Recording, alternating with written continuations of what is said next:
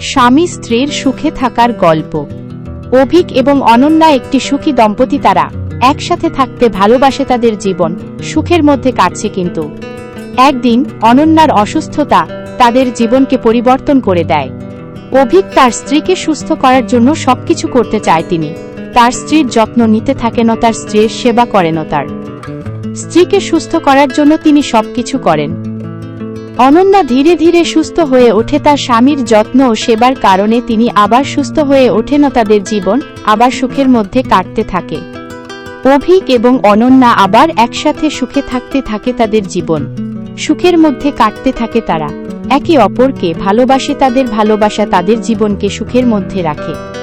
অভিক এবং অনন্যার গল্প আমাদের শিক্ষা দেয় যে ভালোবাসা এবং যত্ন সবকিছুর চেয়ে বেশি। তাদের ভালোবাসা তাদের জীবনকে সুখের মধ্যে রাখে। তারা একে অপরকে ভালোবাসে এবং একসাথে সুখে থাকে। Subscribe my page for more such videos.